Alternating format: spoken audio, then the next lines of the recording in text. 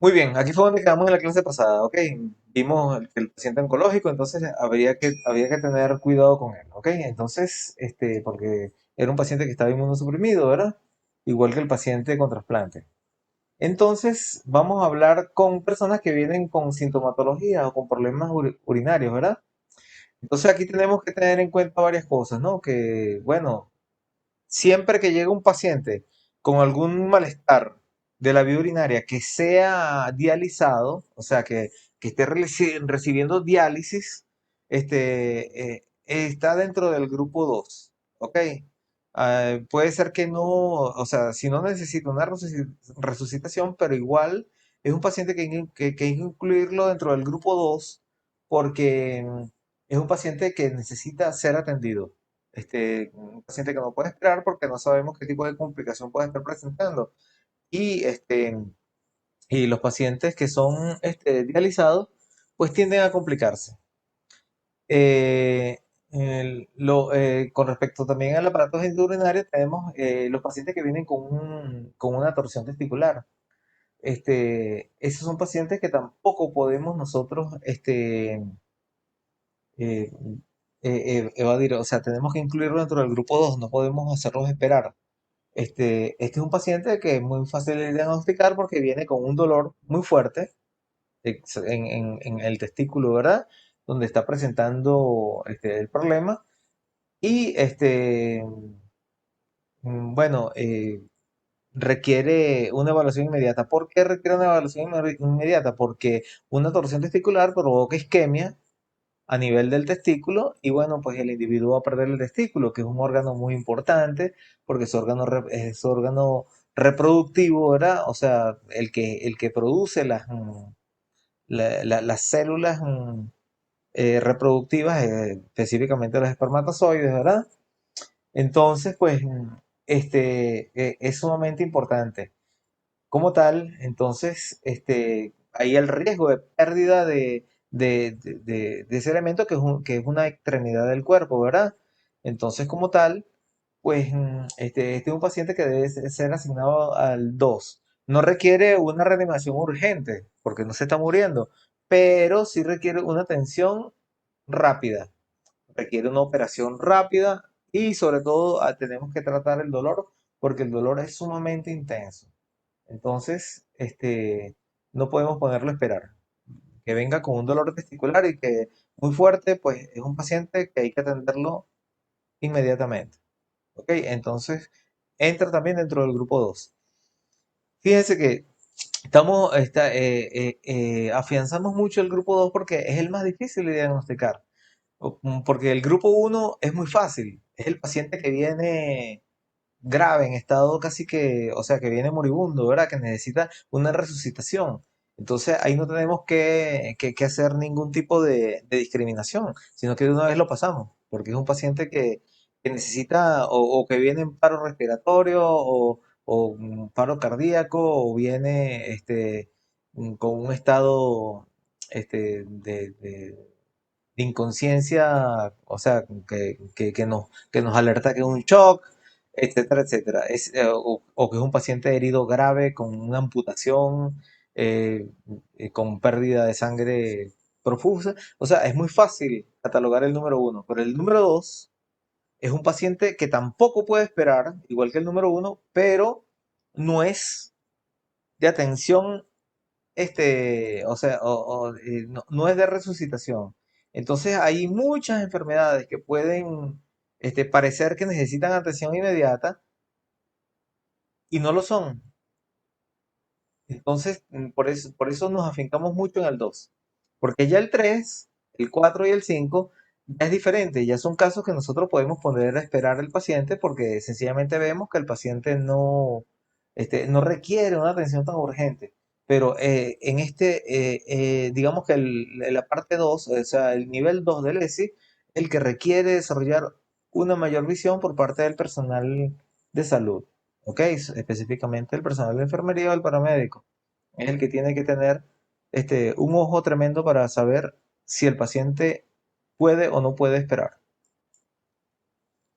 Los pacientes de salud mental. Entonces, llegan muchos pacientes de salud mental, ¿verdad? y en este caso nosotros, este paciente también va de nivel 2. No es nivel uno porque no se está muriendo, pero pueden ser peligrosos con otras personas y con ellos mismos. Pueden autoagredirse, pueden tener autoagresión, o sea, pueden intentar suicidarse. Entonces, como tal, este tipo de paciente también tenemos que catalogar, que clasificarlo dentro del grupo 2. Ahí, ahí tenemos que ver mm, si el paciente tiene deseos suicidas, ¿verdad? O si el paciente es un homicida también, o tiene un cuadro psicótico, o es violento, ¿verdad? O presenta algún riesgo de fuga. Entonces, si el paciente lo traen sujeto o varias personas porque es un paciente que estaba agresivo, entonces es un paciente que hay que pasarlo de una vez porque si lo dejan esperando se va a fugar, se va a ir y puede agredir personas en la calle o puede agredirse a sí mismo. Entonces, ese paciente también entra dentro del nivel 2. El paciente con trastorno mental que llegue a la urgencia, ¿verdad? Y que cumpla con estas características, que esté muy agitado, ¿verdad? Que tengan que tener algún tipo de medida de contención con él, ¿verdad? O que tenga un intento suicida, ¿verdad? Que lo hayan rescatado de un intento de ahorcarse, de un intento de lanzarse desde un sitio.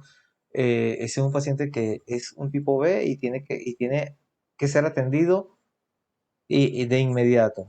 Claro, no quiere decir que no es un tipo uno, no requiere una resucitación, pero sí, no, sí está dentro del grupo 2 que no puede esperar.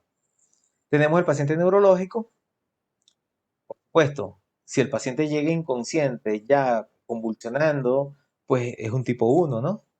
Pero si el paciente no llega en esas condiciones, sino que llega un paciente que nunca ha sufrido dolores de cabeza y llega con dolor de cabeza, muy intenso y dice que jamás en su vida había sentido dolores de cabeza y que estaba haciendo algún esfuerzo o que estaba en el baño, ¿verdad? Defecando, hizo algún esfuerzo mientras lo hacía o estaba teniendo relaciones sexuales y le vino ese dolor de cabeza inmediatamente, pues nosotros tenemos que considerar que puede estarse desarrollando una hemorragia subaracnoidea.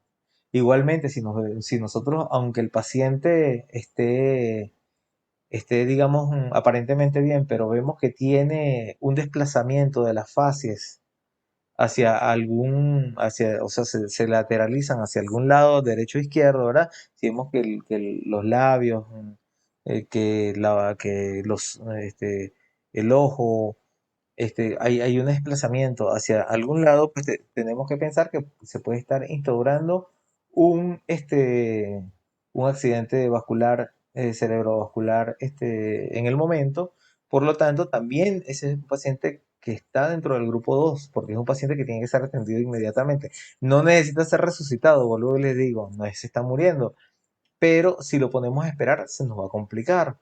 Y sobre todo si el paciente necesita una terapia fibrinolítica, o sea, si pensamos que es una isquemia por presencia por un ACV isquémico, ¿no? O sea, no hemorrágico, y que haya que hacer algún tipo de tratamiento con algún fibrinolítico, pues entonces no podemos hacer esperar a ese paciente porque mientras más se espere, se forman más coágulos, hay más isquemia y el paciente empeora.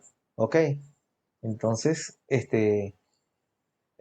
pacientes con cefalea severa asociados a cambio del estado mental. Bueno, también si nosotros vemos un paciente que viene con un dolor de cabeza y además me dicen que tiene una alteración del estado mental, pues sencillamente ese es un paciente que, que tenemos que atenderlo inmediatamente, ¿verdad? Tenemos que atenderlo inmediatamente porque todo signo de alteración mental repentina en un paciente que no es psiquiátrico me habla de que hay isquemia en el cerebro, o sea, de que no está llegando sangre al cerebro, y esto es un signo ya sea de un accidente vascular, ¿verdad? O de un inicio de shock. Entonces, como tal, pues tenemos que también catalogarlo como nivel 2. Si el paciente, además del dolor de cabeza, presenta letargo, fiebre, algún tipo de exantema, presenta hipertensión arterial, puede ser considerado un paciente de alto riesgo. Recuérdense que una de las cosas o si tiene rigidez en el cuello, ¿verdad? Sobre todo a nivel de la nuca, ¿verdad? Tenemos que pensar que el paciente puede estar desarrollando una meningitis. Entonces, cualquier paciente con manifestación repentina de trastorno del habla o de la motilidad que esté hablando extraño, o sea, que se le enrede la lengua repentinamente, también tenemos que pensar que puede estar haciendo un accidente vascular. Un paciente que empiece a presentar debilidad motora en un área del organismo, que de un lado, de algún lado, tenga una debilidad, o sienta que se le está, que no tiene fuerza para levantar un brazo, una pierna, pues un paciente que nosotros tenemos que pensar que está ocurriendo un ACV en evolución. Igualmente, pacientes que sientan que, o sea, que se les note que tiene debilidad en los miembros inferiores y poco a poco van perdiendo la fuerza, tenemos que tener cuidado, no sea que se esté instaurando un Guillain-Barré. Y entonces, en este caso, también es un paciente de nivel 2 porque si bien es cierto que no necesita una resucitación, o sea que no es un nivel 1, igual necesita atención inmediata, no puede esperar, porque ¿por qué? Porque ustedes saben muy bien que esta patología se instaura en el cuerpo y puede paralizar todos los músculos, incluso los músculos respiratorios. Un paciente que llegue convulsionando, ¿verdad? O sea, si llega convulsionando es tipo 1, ¿no? Pero si presentó una convulsión y llega, ¿verdad? Entonces, en lo que nosotros llamamos el periodo posictal, ¿verdad?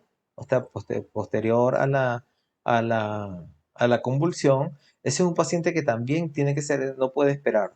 Está dentro del nivel 2. ¿Por qué?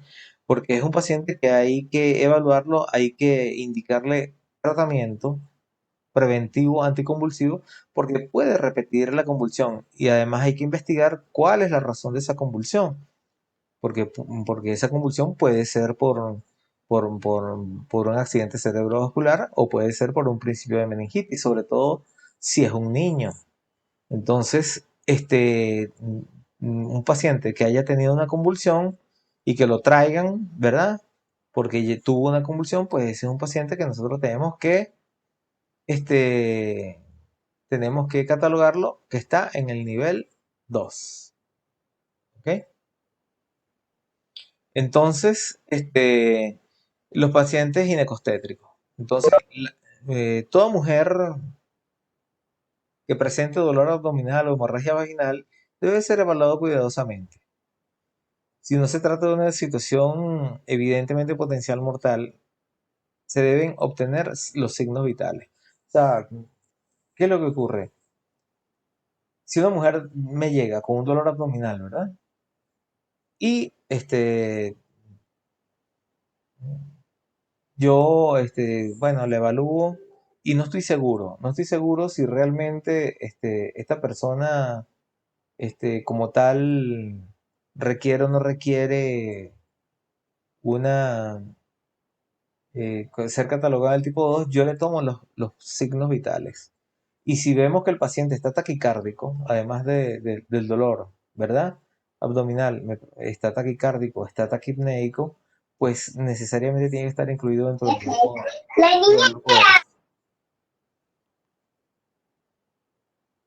eh, Tiene que estar catalogado dentro del grupo 2, ¿verdad?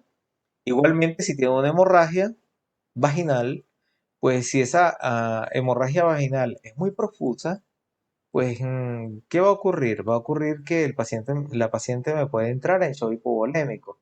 Entonces, toda mujer que me llegue con un dolor abdominal hacia el área del vientre, ¿no? O sea, en hipogastrio, ¿verdad? En toda esa área, ¿verdad? Por debajo del ombligo o en los flancos, ¿verdad? Flanco derecho o flanco izquierdo, pues nosotros tenemos que valorar bien y sobre todo tomar signos vitales para no sea que tenga un embarazo ectópico roto, ¿verdad? y la paciente me puede estar entrando en shock, ¿verdad? Entonces, hay una cosa, y es que muchas mujeres pueden estar embarazadas, puede ser que no lo sepan, o puede ser que lo sepan y lo nieguen, ¿no? Imagínense la jovencita que viene con la mamá y no quiere que sepa que está embarazada y lo niega, pues. Entonces, y puede estarse presentando una amenaza de aborto o que el embarazo sea un embarazo ectópico, ¿no? Entonces, entonces son situaciones que si no se tratan, pues me van a llevar a shock al paciente y la paciente pues puede fallecer. Entonces, una mujer con dolor en esa área y que tenga amenorrea, hay que sospechar que está embarazada. Y si es una jovencita, pues igual hay que sospechar que está embarazada. Em, entonces, todas las pacientes embarazadas con dolor abdominal localizado, hemorragia o flujo vaginal, en la semana de la 14 al 20 o más, deben ser ingresadas en el nivel 2 del ESI y deben ser atendidas rápidamente por el médico. Claro, porque en cualquier hemorragia vaginal o flujo me diría que hay una infección, lo cual me provoca aborto. Y la hemorragia también me puede provocar aborto. Aquí no me nombran, pero igualmente también hay que estar pendiente de las pérdidas de líquido, porque a veces puede haber ruptura del saco amniótico, ¿verdad? Que provoca el oligoamnios y también provoca infección del líquido amniótico y el niño puede nacer, o el niño o la niña, ¿verdad? Pueden nacer con infección respiratoria, o sea, con un sufrimiento fetal allí. Entonces, deben ser atendidos rápidamente por el médico. Entonces, una paciente puerpera con una dolencia por abundante hemorragia vaginal también debe ser asignada al nivel 2. O sea, una paciente que dio a luz, se la llevaron a la casa, ¿verdad? Parió, pero resulta ser que estando en la casa empieza con una hemorragia. Hay que atenderla inmediatamente porque aunque no esté en shock, puede entrar en shock, puede ser que tenga una relajación de la musculatura uterina y entonces pues eh, me produjo un sangrado que no se detenga, pues. Puede ser una paciente que requiera, uno, o tratamiento, ¿verdad? Con oxitocina, ¿verdad? O puede ser incluso en el peor de los casos, una histerectomía, pues una operación, porque eh, una hemorragia posparto es un cuadro delicado, es un cuadro delicado. Voy a contarles una anécdota. Y esto también tiene que ver que los médicos no deben entender a sus familiares. Hubo un médico, ginecostetra, allá en el hospital, cuando yo trabajaba en Venezuela, que llegó la hija, que estaba justamente en el posparto y tenía una hemorragia. Total que el consenso de todos los ginecostetras era que había que operar, o sea, porque ya se le había colocado oxitocina, se le había colocado oxitocina y nada, no se contraía el útero estaba flácido y se mantenía la hemorragia. La muchacha de 21 años era su primer parto, entonces claro, todos coincidieron en que había que hacer la histerectomía. El papá, que era ginecostetra, se negó que la iba a atender porque sencillamente pensando en su hija, que iba a quedar estéril a los 21 años, pues resultó ser que en ese esperar la niña entró en shock y falleció. Entonces, como tal, esas hemorragias posteriores a parto hay que tener muchísimo cuidado con ellas. Y en segundo lugar, no sé, los médicos no deben atender a sus familiares, definitivamente. Porque cuando se toman decisiones frías y decisiones, pero que se deben tomar, no puede haber sentimientos ni nada de eso porque pueden llevar a la muerte. Así de sencillo. Entonces, cualquier mujer, ya sea durante el embarazo o después del parto, que acuda con una inestabilidad hemodinámica significativa y necesite medidas de reanimación inmediata, debe ser clasificada como nivel 1. ¿Ok? Si la paciente está inestable hemodinámicamente, ya no es nivel 2, sino nivel 1. Nivel 2 es cuando todavía no ha llegado a la inestabilidad hemodinámica. ¿A qué llamamos nosotros inestabilidad hemodinámica? A shock descompensado. O sea, el shock, primero, el shock compensado es el paciente tiene presión arterial normal, pero tiene taquicardia y tiene taquipnea. ¿Cuándo está descompensado? Cuando además de la taquicardia y la taquipnea hay hipotensión. Eso ya es un signo de shock descompensado. Entonces, ya cuando no está compensado el shock, sino que está descompensado, ya es un nivel 1. Porque es una paciente que hay que meterle soluciones a chorro, hay que, si es necesario, utilizar drogas vasoactivas, pero ya es una paciente que no puede esperar y ni siquiera estar catalogada de nivel 2 sino que ya es nivel 1. Tiene que verle al médico de inmediato. Ok, también nos pueden llegar afecciones oculares, ¿verdad? Entonces, ¿cuáles serían las dolencias oculares que generalmente se presentan? ¿Verdad? Salpicaduras con productos químicos, oclusión de la arteria central de la retina, glaucoma de ángulo cerrado agudo, ¿verdad? Este, desprendimiento de la retina, ¿verdad? Y traumatismo de carácter significativo, o sea, un golpe, ya sea que venga manejando el paciente y se haya dado un golpe con algo, con algún elemento del automóvil, o si viene en una moto, se golpeó con el piso o con algo, pues este es un paciente que aunque venga consciente, aunque no tenga signos de shock, es un paciente que tiene que ser catalogado como nivel 2 porque cualquiera de estas lesiones, o sea, por ejemplo, salpicaduras de productos químicos, ¿verdad? Ya sea ácidos o básicos, o sea, cuando decimos ácido, por ejemplo, nos referimos al cloro, ¿verdad? Y si, no, y si referimos básico, nos estamos refiriendo a amoníaco. Entonces, cualquiera de estos elementos destruye completamente el epitelio del ojo y como tal, pues puede provocar que el paciente pierda la visión de manera permanente.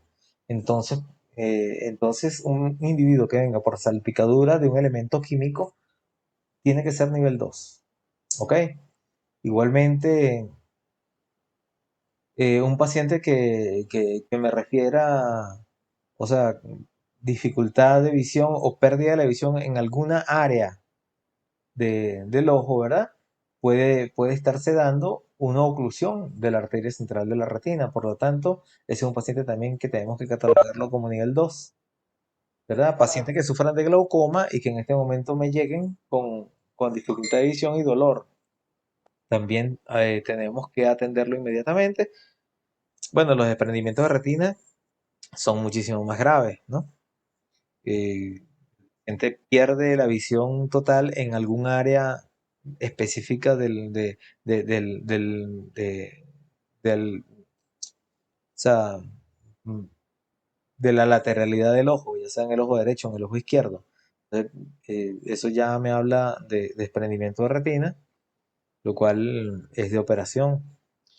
Y, eh, y bueno, y como les dije, los traumatismos significativos, un golpe en el ojo que tenga, no solamente en el ojo, sino un golpe que puede estar alrededor del ojo, pero que me esté ocluyendo y apretando el ojo, o sea, me lo esté comprimiendo. Mm, Como ocurre muchas veces que mm, a veces hasta peleando a los niños, uno le mete un golpe, lo que ustedes llaman un combo, ¿verdad? En el área ocular y no le golpeó el ojo, pero le golpeó todo alrededor y se le cerró el ojo. Pues está haciendo una compresión sobre el globo ocular, la cual puede provocar un daño permanente dentro del ojo. Entonces es un paciente que está dentro del grupo B. Entonces, los pacientes con traumatismo significativo en el ojo o pérdida repentina, parcial o total de la visión tienen un alto riesgo de que el daño sea permanente del ojo y debe ser clasificado con un nivel 2. ¿Ok?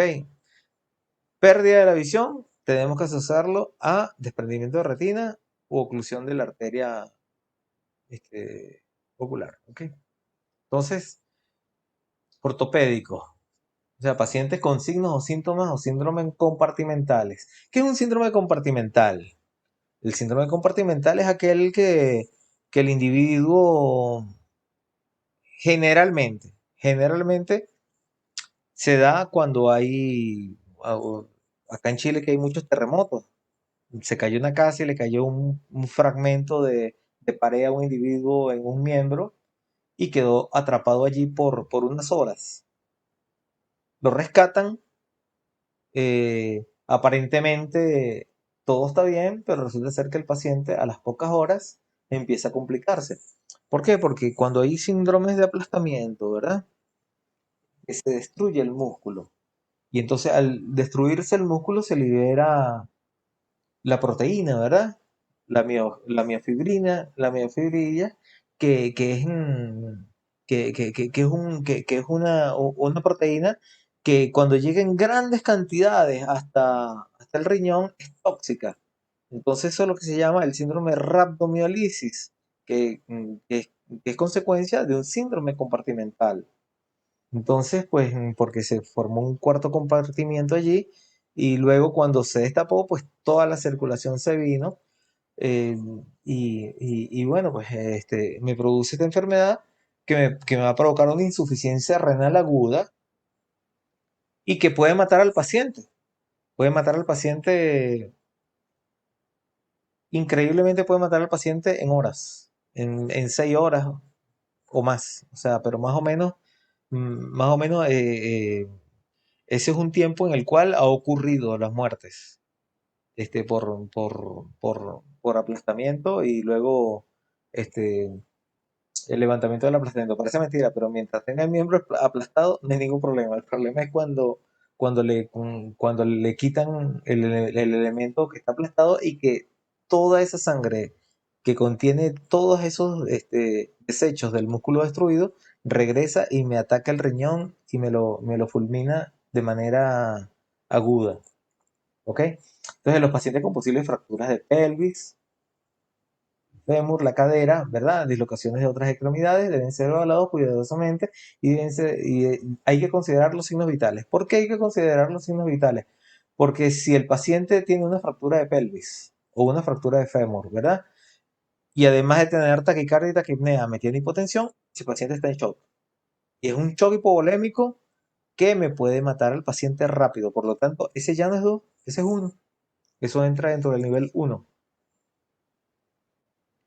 Recuérdense que una fractura de pelvis puede llevar a la pérdida de 2 litros.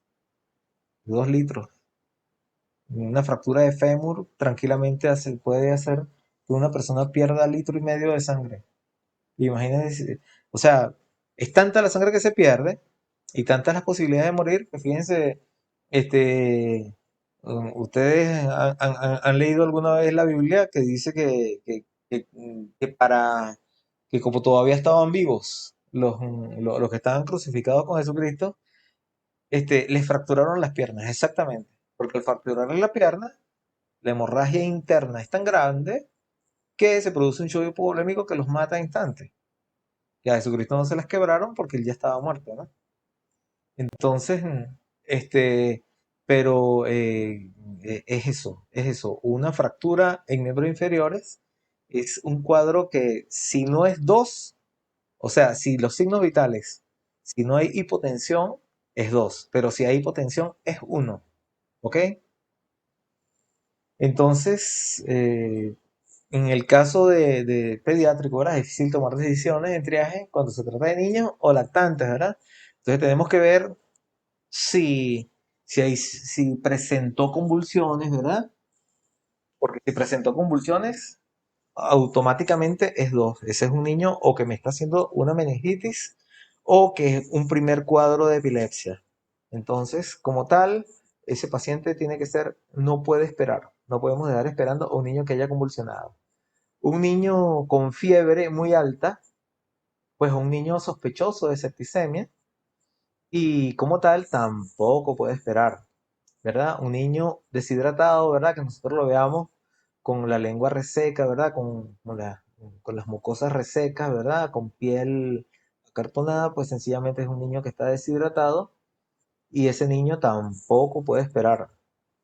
Recuérdense que los niños no manejan bien la deshidratación. Y sobre todo si se unen las dos cosas, diarrea y vómito. O sea, si es pura diarrea, por lo menos lo podemos tratar, ¿verdad? Con hidratación oral. Pero si es diarrea y vómito juntas, pues me complica la cosa porque realmente no podemos utilizar hidratación oral, ya solamente podemos utilizar hidratación parenteral, por lo cual este es un niño que no puede esperar, no puede esperar para nada. La cetocidosis diabética, bueno, en este caso son niños con diabetes tipo 1, ¿verdad? O sea, niños insulino dependientes, ¿verdad? Este, y que bueno, pues tengan signos de de que están haciendo un coma hepático, ¿verdad? Perdón, un coma diabético. Entonces, un presunto maltrato infantil, un niño que llegue golpeado,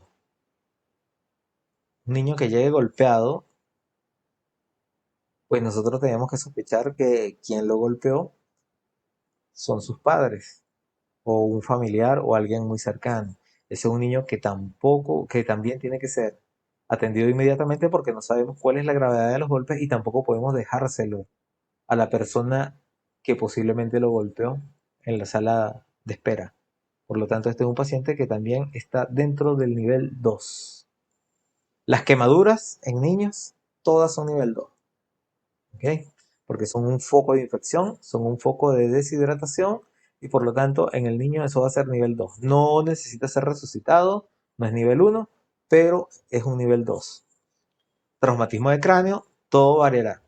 O sea, un traumatismo de cráneo, si el niño está consciente y llora y está activo, es un nivel 2. Ahora, si el niño está inconsciente o el niño tiene alguna reacción diferente que nosotros podamos pensar que el traumatismo no solamente fue cráneo, sino que es encéfalo craneano, pues ya es nivel 1. Entonces, todo niño que se caiga y se da un golpe en la cabeza es nivel 2. ¿Ok? Es nivel 2, así de sencillo.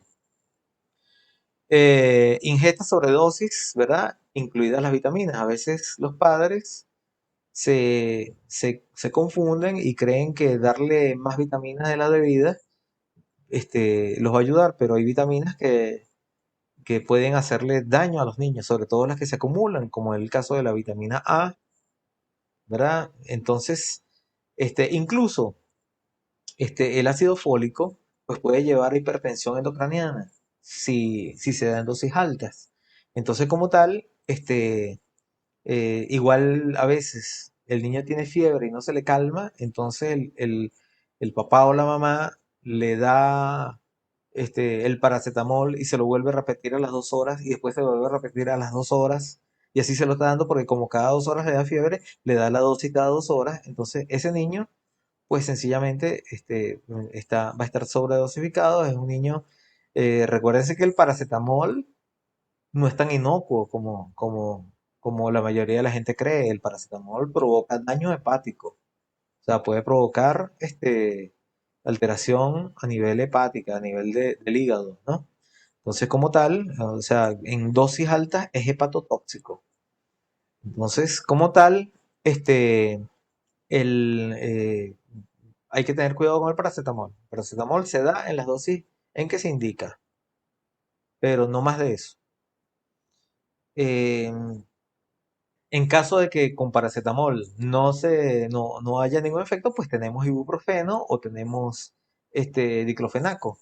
Perfectamente en gotas podemos darle, pero no podemos estarle dando demasiado paracetamol al niño porque sencillamente lo vamos a sobredosificar y el niño puede afectarse por eso.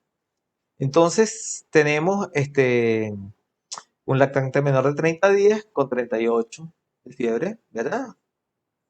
Por supuesto.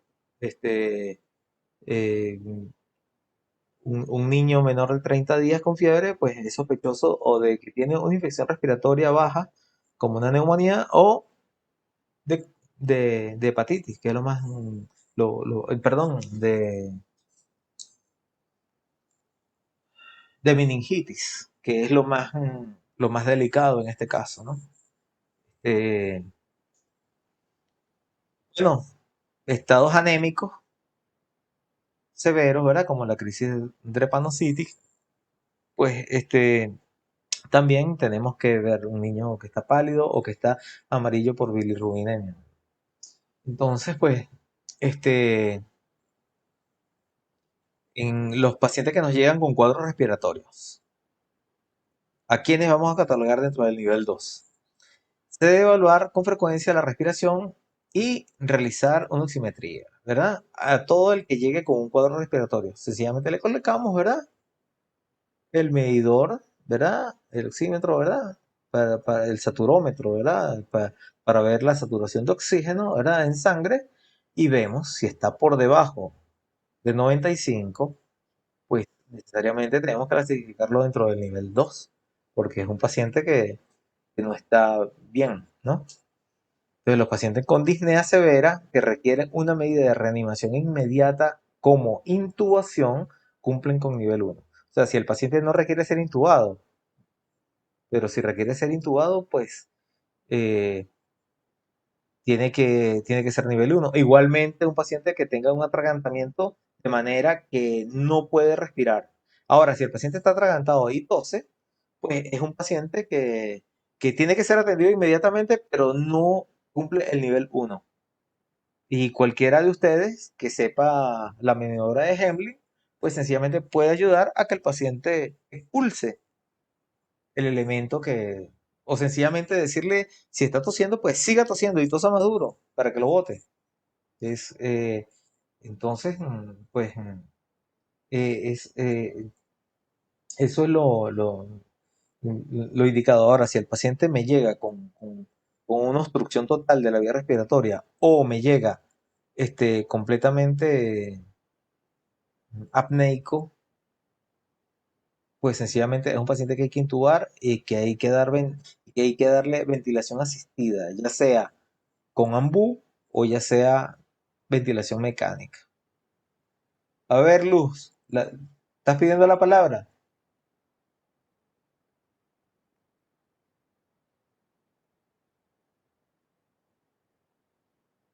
Sí, ibas a hablar, Luz. No se oye. ¿Ustedes me oyen? Sí, lo Disculpe, escuchamos. Sí, pasé pero a se Ah, te tocar escucha. es que como la acá pantalla.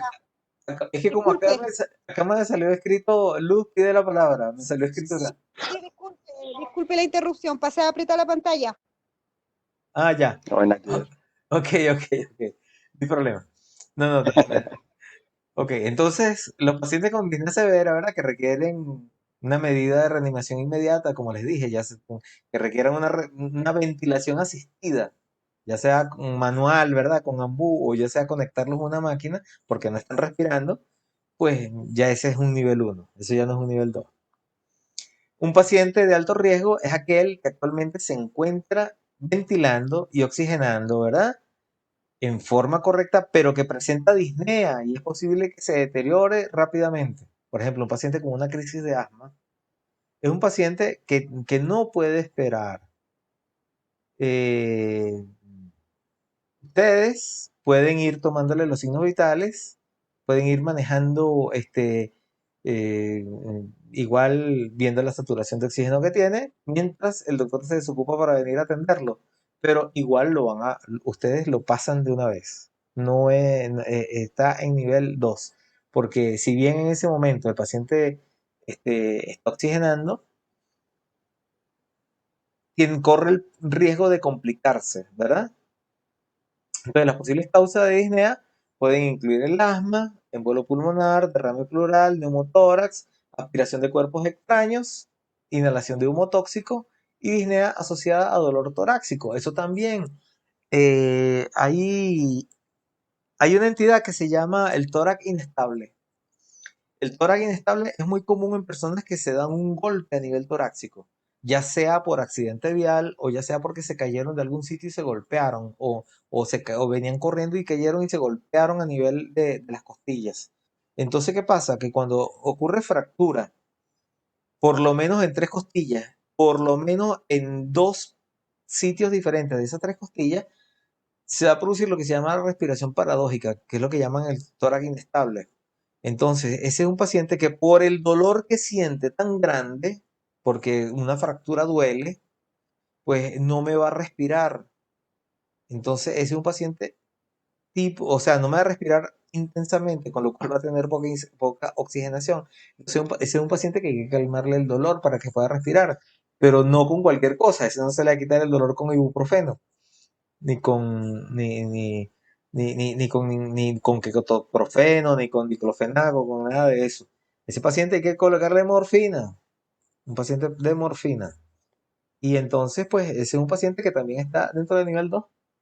No puede esperar. Entonces, los pacientes toxicológicos, ¿verdad? La mayoría de los pacientes que acuden con sobredosis deben ser evaluados rápidamente y si presentan una situación de alto riesgo, se catalogan en dos, ¿verdad?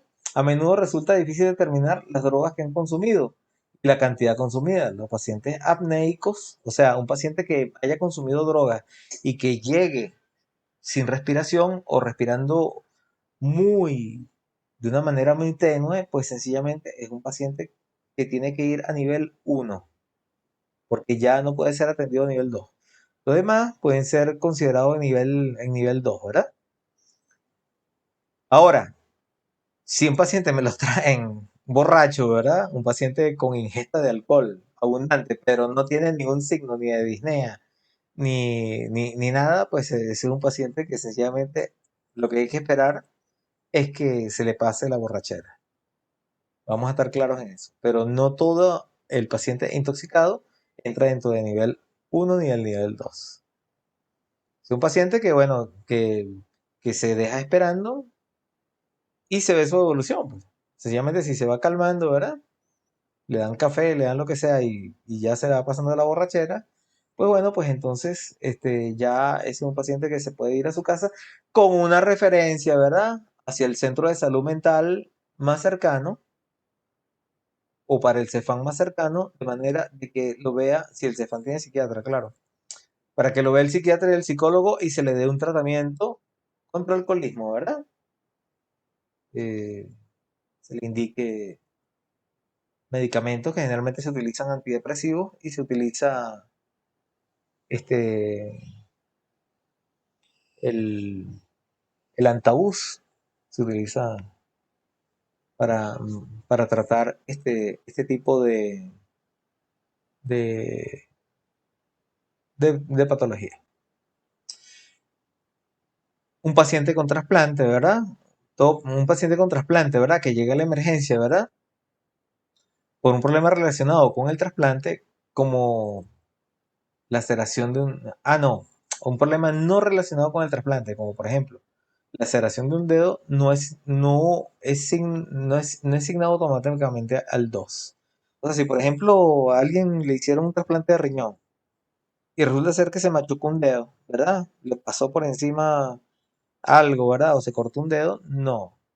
Sencillamente te pueden hacer la cura, y que espere, y después el médico lo vea y le manda antibióticos si requiere antibióticos o lo que sea, pero como no tiene nada que ver con el trasplante en sí, pues no es nivel 2. Ahora, si viene porque tiene un dolor, por ejemplo, le hicieron un trasplante de riñón y tiene un dolor a nivel justamente lumbar, ¿verdad?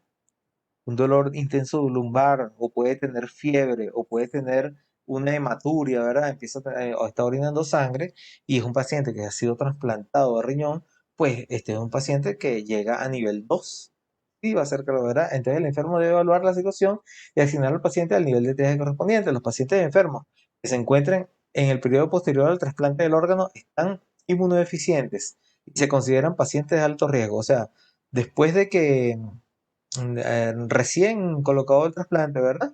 Es un paciente que hay que tener cuidado, que si me viene con fiebre, pues yo tengo que colocarlo dentro de un nivel 2. No puedo hacerlo esperar, ¿verdad? Pueden acudir con rechazo del órgano, septicemia u otras complicaciones. Los pacientes que se encuentran en la lista de trasplante también pueden considerarse de alto riesgo, aunque no hayan sido trasplantados, pero que estén en la lista para ser trasplantados. Traumatismo. Los traumatismos, o sea, pueden incluir lesiones de alto riesgo que se evidencian muy fácilmente, ¿verdad? Por ejemplo, una persona que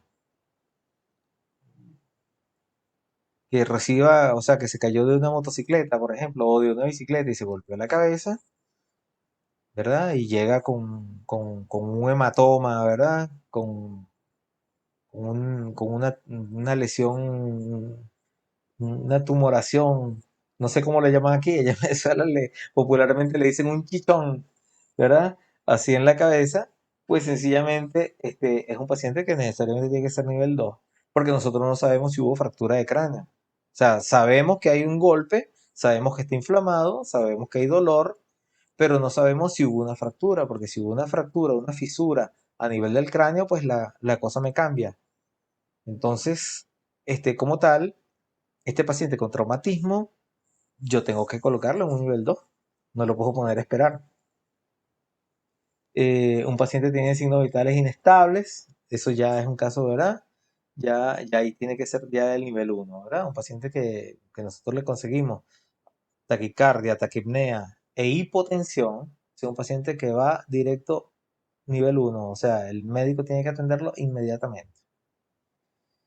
Las víctimas de accidentes en motos, vehículos de motor, ¿verdad? Caídas, ya sea que estaba pintando, estaba montado en la escalera, estaba pintando en la pared y se cayó y se golpeó. Pues las heridas por arma blanca, o sea, por un cuchillo o por arma de fuego, en el caso del arma de fuego, muchísimo más grave, ¿no? Porque sabemos las lesiones que provoca el arma de fuego sabiendo que la bala gira. Eh, no sé, me imagino que ustedes han estudiado la cinemática, ¿no? Pero hay un curso que nosotros damos que es el PHTLS, que es el soporte vital en trauma prehospitalario y este, lo que es la cinemática se utiliza muchísimo para estudiar esto, qué es lo que hace el arma blanca y el arma de fuego dentro del organismo, ¿verdad? Entonces, porque el arma blanca es una herida penetrante, pero el arma de fuego mezcla las dos, es una herida penetrante y una herida contusa, pero por la velocidad y la potencia que trae el arma de fuego, no solamente me produce un orificio, sino que me provoca una destrucción, o sea, me provoca un área de lesión bastante grande, que no solamente va a ser el orificio de la bala, sino que me va a dañar tremendamente el órgano y peor aún, si llega a chocar con algún hueso, pues empieza a rebotar y empieza a dañarme cuanto órgano se consigue. O sea, hay personas que le han metido un balazo en el pecho y la bala se la consiguen es en la pierna, porque rebotó y rebotó y fue a dar hasta la pierna. Entonces, esto es, hay que, ah, tenemos que tener, en estos casos, puede ser que alguien llegue con una herida de bala o con una herida punzopenetrante, ¿verdad? Y que aparentemente esté estable, aparentemente tenga los signos vitales normales, pero igual es un nivel 2, es un paciente que tiene que ser atendido inmediatamente, ¿ok? No hay que resucitarlo, pero es un paciente que tiene que ser atendido, ¿ok? Entonces, el enfermero de triaje debe obtener la siguiente información, ¿verdad? Mecanismo de lesión, momento en que se produjo la lesión, si el paciente se desmayó, ¿verdad? Si presentó una lipotimia en el momento que tuvo el accidente, ¿verdad? Este paciente con lesión en la cabeza que regresa acude con síntomas de aumento de presión intracraneana, ¿verdad? Que viene con dolor de cabeza y vomitando, ¿verdad? Paciente de edad. Recuérdense que el paciente de edad es muy importante porque ¿por qué? Porque el viejito se cae, se golpea en la cabeza y aparentemente no pasó nada. Pero resulta ser que como ellos tienen problemas, acuérdense de la osteoporosis, ¿verdad?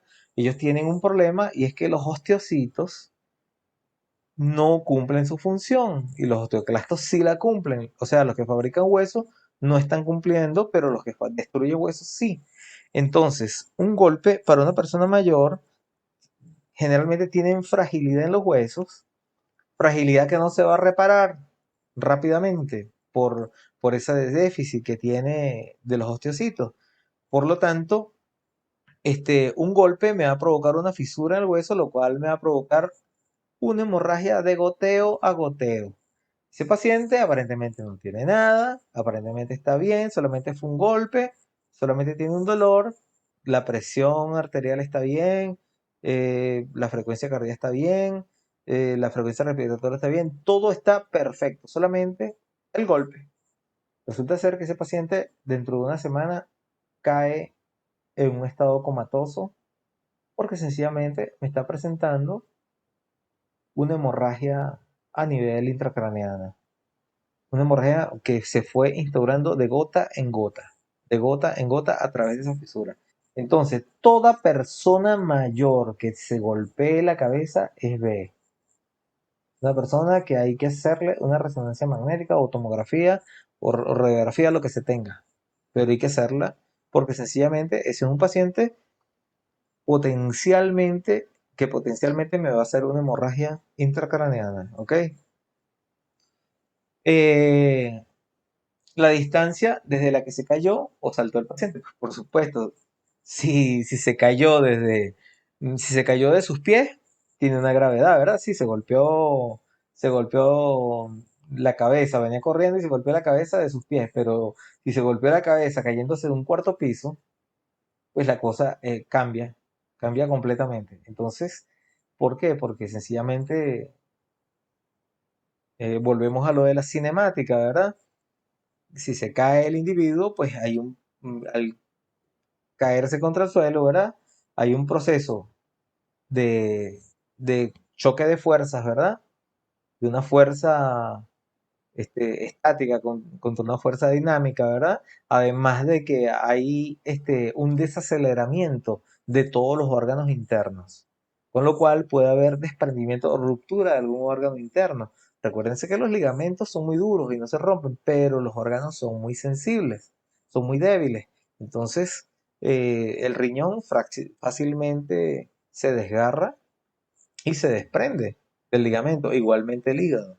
Entonces, dependiendo, vuelvo a repetirle, de la velocidad en que se mueve el vehículo o de la altura en que se cayó, si fue que se cayó o de la velocidad del vehículo, pues sencillamente vamos a poder tener una herida por desaceleración.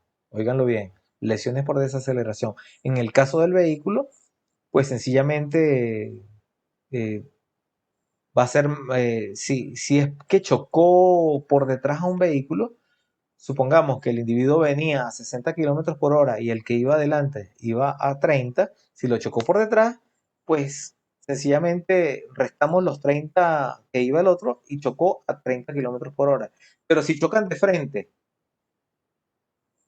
y este venía a 60 y el otro venía a 30, pues entonces hay que sumarlo. Entonces el choque fue a 90 kilómetros por hora, lo cual es algo muy, muy diferente, ¿verdad? No es lo mismo que choque contra un vehículo rodando de frente que choque contra un árbol, ¿verdad? Que es estático. Va a ser diferente, ¿verdad? El tipo de lesiones. No es lo mismo que el individuo choque y tenga el cinturón de seguridad puesto. Mejor aún, el cinturón de seguridad y, y tenga airbag, ¿verdad? O que tenga el cinturón de seguridad mal puesto, que lo tenga por debajo de la axila, porque sencillamente como le molesta en el hombro, pues se lo puso por debajo. Pues eh, eh, ahí se van a producir unas lesiones tremendas que bueno, que en cinemática se ven que son lesiones este, que generalmente llevan a procesos de desaceleramiento interno y de desprendimiento de órganos internos. Igual hay que ver la cantidad de disparos, ¿verdad? Que se oyeron, porque el individuo puede decir, no, me dieron un tiro, vengo aquí porque me dispararon y tengo una lesión. Pero increíblemente, hay personas que no se dan cuenta y reciben 2 disparos o 3 disparos y los otros 2 no lo sienten. Entonces, pues eso hay que examinarlo, ¿verdad? Igualmente hay que ver qué tipo de arma fue la que lo lesionó, porque una pistola, por ejemplo, puede tener una sola bala, una escopeta lanza perdigones que va a provocar muchísimas lesiones. Y, y bueno, y no se diga si es un fusil militar, pues las lesiones son graves. Bueno, yo llegué a atender pacientes, este, un enfrentamiento que hubo, con, con unos individuos irregulares y y total que la policía era quienes se estaban enfrentando, pero resulta ser que venía pasando un camión del ejército y dentro del camión del ejército, el chofer, el que venía manejando el camión, resulta ser que era francotirador. Y el tipo le provocó detenerse y sencillamente que tenía el fusil a la mano y le disparó en las piernas a los ladrones. Miren, lo que quedaron fueron los cueritos de lado y lado de cada rodilla. Quedó un orificio a nivel de la rótula increíble, que uno miraba para el otro lado. O sea, realmente, o sea, los dejó sin rodillas. Hubo que amputarle las piernas, no había manera de salvarlos. Pero los dejó, como les digo, un disparo de fusil, de arma de guerra, es una cosa terrible. Entonces, las heridas por arma de fuego en la cabeza, en cuello, en tórax, en abdomen, en inglés, generalmente requieren una evaluación por parte del equipo traumatológico y medidas inmediatas. Si el paciente requiere una medida inmediata, debe ser clasificado como nivel 1. Claro, un individuo con un balazo en la cabeza, olvídenlo. Ahí tiene que verlo el neurocirujano, tiene que verlo el traumatólogo, tiene que verlo todo el mundo. Ahí tiene que verlo todo el mundo, el intensivista, todo el mundo. Tiene que verlo porque un balazo en la cabeza es un balazo en la cabeza, y más nada. Entonces, si el paciente no cumple con los criterios correspondientes a nivel 1, pero está en una situación de alto riesgo, puede ser clasificado como nivel 2. Por ejemplo, un paciente con un traumatismo clasificado como nivel 1 según su mecanismo, sin signos vitales, con signos vitales estables y sin dolencias, obtendría una clasificación número 2. Individuo que se cayó, se dio un golpe en la cabeza, pero lo examinamos, no está convulsionando, no tiene alteraciones en las pupilas, no, sus signos vitales están bien, ¿verdad? No tiene signos de que pueda tener una alteración neurológica, sus reflejos están bien, pues lo catalogamos nivel 2. Tampoco puede esperar, pero no necesita resucitación. Un mecanismo de alto riesgo, ¿verdad? Es de alto riesgo, mas no necesita una resucitación. Este paciente no cumplirá con los criterios correspondientes al nivel 1 del ESI porque no requiere una medida de reanimación. A menudo los enfermeros no interpretan correctamente estas circunstancias. Es por eso que resulta importante destacarlas. ¿Ok? Es importante porque tienen que saber discriminar del 1 y el 2. O sea, el problema es ese. Realmente lo difícil es clasificar en el 2. Y ustedes van a ver que en el 3 es facilísimo. En el 1 es facilísimo, el paciente se está muriendo. En el 2 es el complicado, porque es el paciente que aparentemente está bien o aparentemente está muy mal, pero que no está ni dentro del 1 ni está dentro del 3. Es el difícil. O sea, ese es el difícil, realmente el nivel 2. Tratamiento de heridas. Bueno, existen varios factores que constituyen síntomas de una herida de alto riesgo. Entre ellos, hemorragia no controlada, hemorragia arterial, amputaciones totales o parciales. La mayoría de las heridas no cumplen con todos los criterios correspondientes al nivel 2. Un paciente con una herida por un arma blanca requiere una evaluación detallada que incluya el estado neuromuscular, cualquier hemorragia no controlada que requiera una medida de reanimación inmediata para estabilizar al paciente cumple con los criterios de nivel 1. Por ejemplo, una puñalada en el abdomen, olvídenlo, ese nivel 1. Eso no es nivel 2. Una puñalada. Ahora, le dieron una puñalada en un brazo. Vamos a ver. ¿Está sangrando? ¿No está sangrando? ¿Le duele? Sí, le duele. Perfecto, es nivel 2. No lo vamos a hacer esperar, pero es nivel 2. Ustedes pueden ir haciéndole la cura mientras el doctor se desocupa para venir a atenderlo. Entonces, dependiendo de la zona y dependiendo del arma, por supuesto.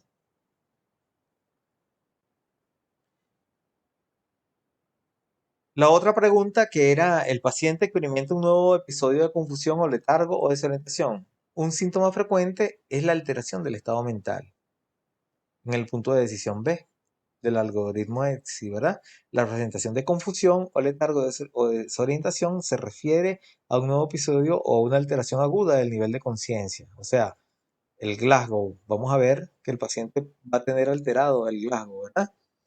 La demencia crónica o la confusión crónica no cumplen con estos criterios. O sea, si un paciente sabemos que sufre de demencias o que tiene un trastornos mentales y llega así, no hay ningún problema. Ese es un paciente que no le pasa nada.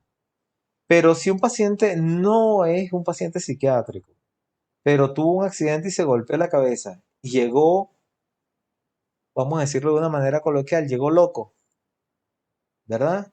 O llegó con una alteración del nivel de conciencia, ¿verdad? Llegó con un Glasgow por debajo, pues sencillamente ese es un paciente nivel 2 que tenemos que no puede esperar, ¿verdad? Si no tiene síntomas de shock, pues no es nivel 1, pero tampoco podemos ponerlo a esperar, es un nivel 2. Apenas se desocupe el médico con los nivel 1 que está viendo, viene a verlo, ¿ok? La confusión, el letargo o la desorientación pueden ser causados por diversas afecciones médicas, perdón, sí médicas, eh, médicas serias que se incluyen, entre las que se incluyen, ¿verdad? El accidente cerebrovascular, es lo que les digo, pues, que nosotros,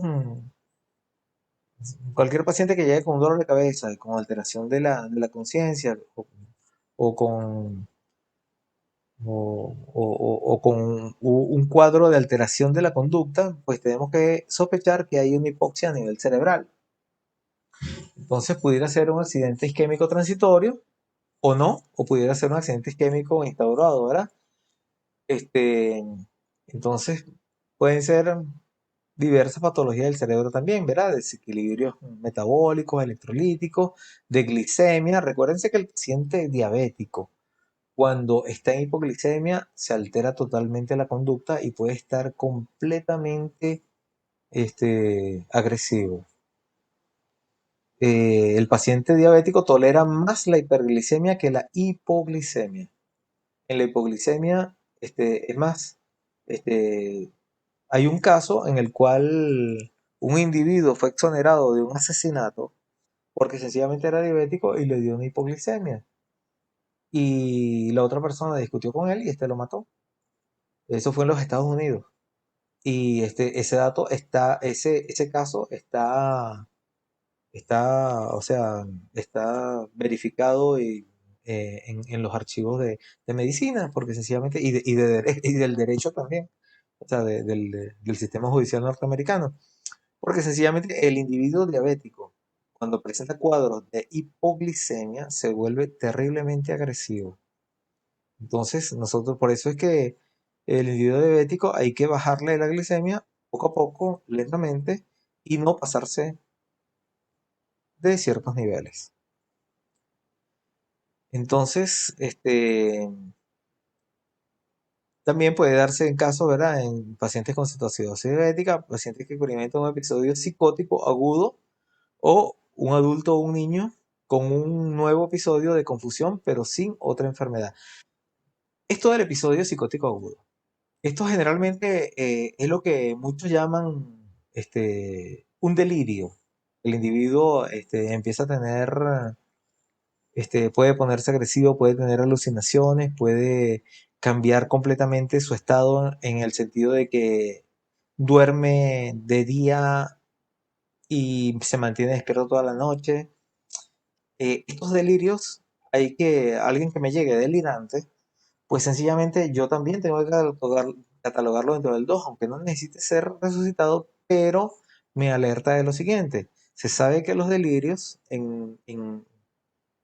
en primera instancia, son causa de alguna enfermedad médica, o sea, ya sea un tumor que está dando una metástasis que está llevándome al cerebro, ¿verdad? O cualquier otra enfermedad que me lleve a una isquemia de un área específica del cerebro. Entonces, generalmente los delirios son consecuencias de enfermedades médicas. Eh, Esa es la gran diferencia con las demencias, ¿no? Que las demencias son de instauración lenta y son procesos propiamente cerebrales. En cambio, el delirio no, el delirio es de instauración inmediata, es de un proceso orgánico en alguna parte del cuerpo. La tercera pregunta es, ¿el paciente experimenta dolor o malestares severos? Entonces, la Asociación de Enfermería de los Estados Unidos, pues la ENA, ¿verdad? El Colegio Americano de Médicos de Emergencia y la Sociedad Americana de Enfermería para el Tratamiento del Dolor. mm, Ahí está sus siglas en inglés, el que la quiera pronunciar, perfectamente las puede pronunciar. Y el directorio de la Sociedad Americana para el Dolor aprobaron una declaración conjunta que articula 14 principios claves para el tratamiento óptimo del dolor en las emergencias, ¿verdad? Que ustedes pueden establecer como objetivo. Un principio promueve la administración rápida de analgésicos. Si bien el tratamiento rápido del dolor es importante, en el ESI se garantiza un análisis detallado de estos criterios y su uso. ¿Ok? Porque antiguamente se usaba mucho de que, ay, no le des analgésicos porque eso va a encubrir la enfermedad, la patología, eso lo va a enmascarar. No, el paciente no se puede dejar sufriendo. Entonces, el dolor a continuación se presentan algunos de los ejemplos de pacientes para los que el método de triaje podría utilizar criterios, ¿verdad? El enfermero de triaje podría utilizar criterios de dolor severo para justificar una calificación como nivel 2, ¿verdad? ¿Cuál paciente que me llegue con dolor severo me califica para nivel 2, ¿verdad? Un paciente con dolor lumbar,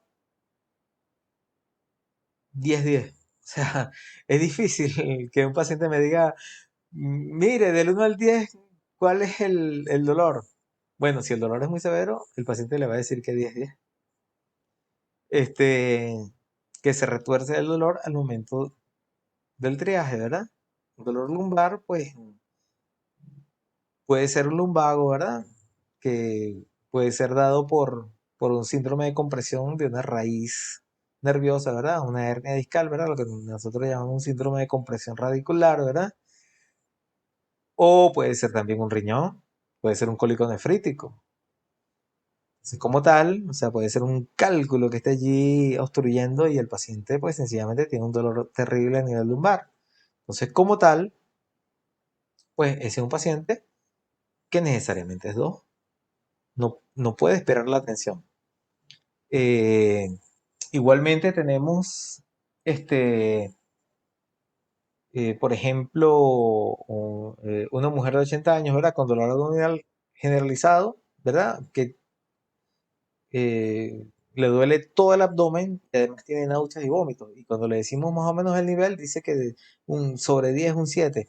Pues eso también es un paciente que debe ser nivel 2 porque pudiera estar haciendo un cólico biliar, puede estar haciendo una apendicitis, puede estar haciendo una, una diverticulitis, bueno, en fin, todas esas itis que encontramos nosotros a nivel abdominal. Eh, un paciente de 30 años con crisis de drepanocítica aguda con dolor. ¿Ok? Un paciente oncológico con dolor severo.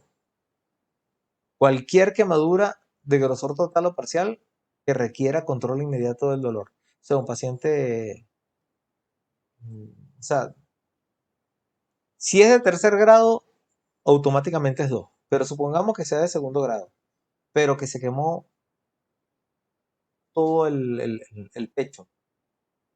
Pues sencillamente hay una técnica para calcular mm, el área de cuerpo quemada, ¿no?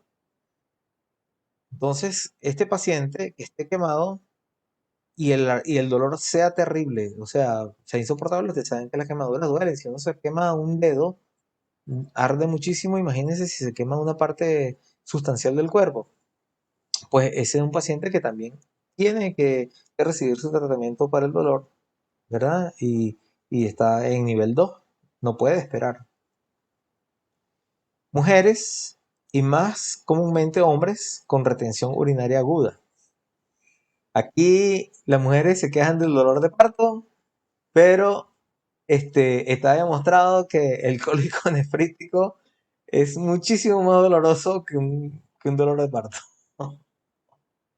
Este, Entonces aquí, y peor en el hombre. El hombre tiene menos resistencia al dolor. Justamente como la mujer ha sido diseñada para ser madre, pues tiene una respuesta al dolor más potente, o sea, mejor dicho, menos potente que el hombre. O sea, no siente tanto dolor como el hombre, pero el hombre no está preparado para recibir dolores fuertes. Y sencillamente, pues cuando hay un problema de este tipo, el hombre va a sufrir muchísimo más. Ahora, que se la dé de más macho y no llore, eso ya es otra cosa. Pero de que le duele más, le duele más. La disnea, un paciente que venga con disnea, ¿verdad? El enfermero de triaje debe evaluar al paciente para saber si presenta algún tipo de disnea, que se, si es fisiológica o si es psicológica. Porque a veces la gente cuando está exaltada empieza, pero es sencillamente una hiperventilación que está haciendo porque sencillamente porque está bravo o porque tiene un estado este, este, más histriónico que fisiológico, ¿verdad? Tiene una histeria. Entonces, pues, eh, puede más bien estar hiperventilando que hipoventilando, ¿verdad? Porque hay pacientes, o sea, si es fisiológica, pues el paciente como está hipoventilando, pues tiene que hacer eso para poder lograr un nivel. Pero si el paciente no es fisiológico, sino que es psicológico, pues más bien se está llenando de más oxígeno del que necesita, con lo cual también va a tener un problema. O sea, también me va a alterar porque el exceso de oxígeno también es tóxico, ¿no? Entonces, tenemos que ver también si la disnea es severa y si cumple con los criterios de un nivel 2, ¿verdad? Están desconsolados después de sufrir una agresión, eso es psicológico. Una mujer que llega llorando porque le robaron la cartera o la violaron, lo que sea, y tiene eso sencillamente, pues es una disnea que no es este, de tipo fisiológico, sino que es una disnea psicológica, ¿verdad? Exhiben arrebatos de comportamiento al momento del triaje, ¿verdad?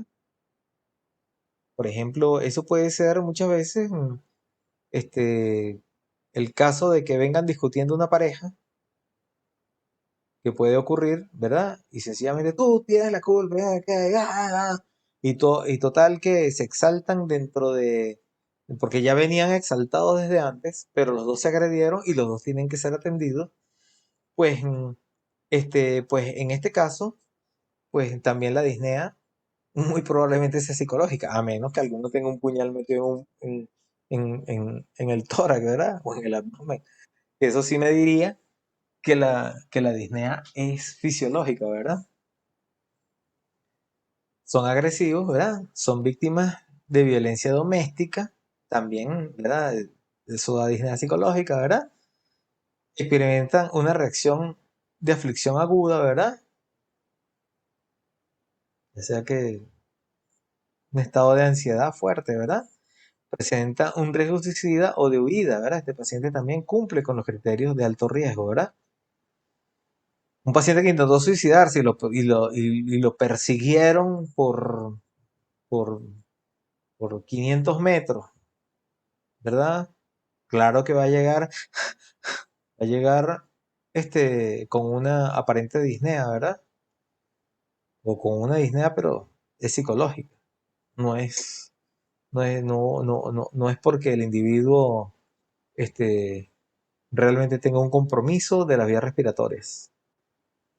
Situaciones especiales, los pacientes que califican con una activación de alerta se consideran automáticamente pacientes de alto riesgo y por lo tanto al menos un nivel 2 del ESI. Por ejemplo, un paciente puede acudir al triaje despierto, alerta y orientado con un síntoma de debilidad del lado izquierdo. Lo que les decía, síntoma de debilidad, pues me puede estar diciendo que un hemisferio cerebral se me está afectando, ¿verdad? Paciente no cumple con los criterios correspondientes al nivel 1, pero sí con los del nivel 2, ¿verdad? Porque seguramente va a presentar un accidente cerebrovascular y eso es el prodromo, pues es lo primero, ¿verdad?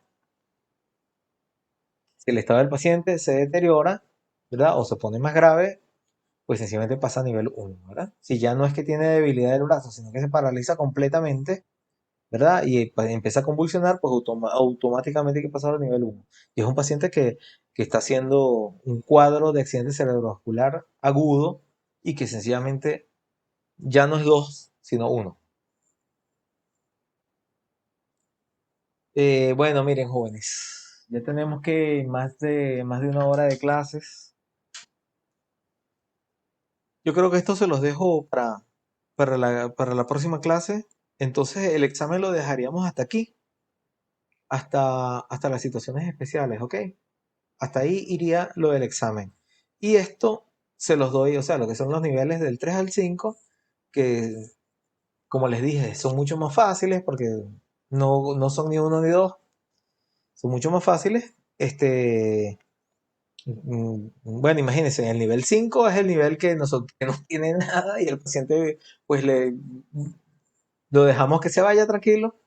El nivel, o sea, ya, co- para entrar un poquitico en la teoría, bueno, vamos a nombrarle un poco para que más o menos lo tengan. Vuelvo y les repito, del nivel del 3 al 5 no va a ser evaluado, ¿verdad?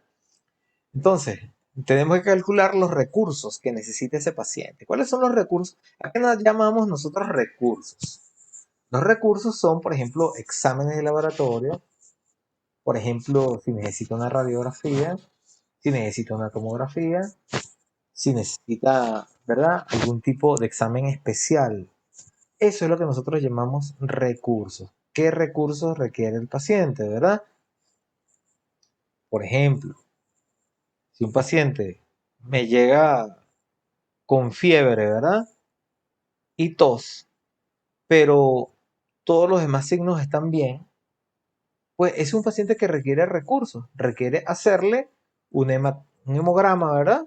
Para saber el tipo de infección que tiene y requiere también hacerle, este, eh, darle una prescripción, darle, de repente, si está tosiendo, hacerle una radiografía de tórax. Entonces, ese es un paciente que me va, al nivel 3. Es un paciente de nivel 3. No es un paciente, ese paciente puede esperar porque te aseguro que esa tos y esa fiebre no es inmediata, es algo que viene arrastrándolo desde hace días y puede esperar en la sala de espera, pero como me amerita dos recursos, pues yo tengo que ubicarlo en el nivel 3. Un paciente que me amerita un solo recurso, por ejemplo. eh, Vamos a ver qué ejemplo podemos colocar. Pues un paciente que me venga con posibilidad mm, con un dolor de garganta, pero es un individuo joven, ¿verdad? Y solo le duele la garganta. Pues ese es un paciente que estaría en un nivel 4, ¿verdad? En el cual yo le diría, mire, esto necesariamente usted tiene que ir al Cefam, tiene que ir al consultorio, porque esto es una urgencia donde se atienden casos graves y lo suyo es de consulta, no es de emergencia, no es de urgencia. Entonces, por lo tanto, este es un paciente que yo lo derivo a un centro donde lo atiendan en consulta. El 5 pues sencillamente es el que realmente vino, pero que al final no hay que hacerle nada. Prácticamente no hay que hacerle nada. No necesita ningún tipo de recurso. Posiblemente se le dé una prescripción en caso de que diga, bueno, ok, tengo un dolor, este, me duele el tórax, pero sí, me duele y todo está bien, absolutamente todo está bien, pues no merita ningún recurso.